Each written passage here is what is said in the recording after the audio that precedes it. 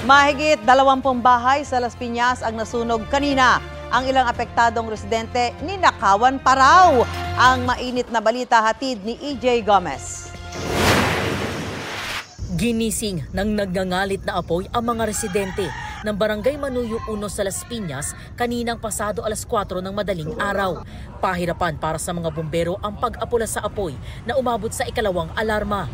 Ibig sabihin, hindi bababa sa 8 fire trucks ang kailangang rumisponde. Hirapan ho tayo dun sa pag-aakyat lang dun sa area kasi napapaligiran siya ng medyo mataas na establishments. Compound kasi siya. So naglagay pa tayo ng mga ladder. And then yung isa pa is yung kuryente. Kasi hindi natin ma-access yung loob dahil may mga kuryente pa yung area.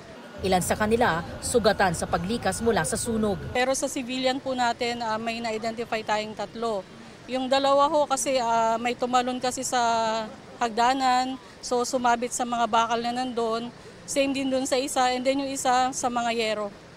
Marami siyang gasgas. May kinuha po ako yung requirements po at saka yung bag na pag-angat ko, nabagsakan po ako ng tela na may apoy. Kaya dali-dali po ako bumaba kasi nga sobrang init na dito sa gilid ko.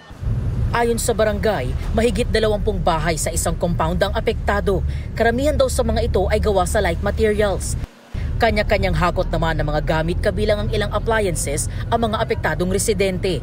Ilan sa kanila na nakawan pa umano. Nandun po ako sa ibang side ng kalye. Nakita ko parang familiar sa akin na gamit. So maraming salamat din po doon sa mga tumulong. Yun, medyo nawala lang po yung alahas po. Isa po ako sa mga tumulong po doon sa maglabas po ng mga gamit.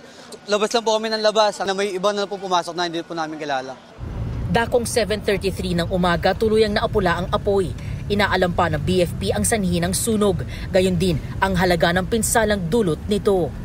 EJ Gomez, nagbabalita para sa GMA Integrated News.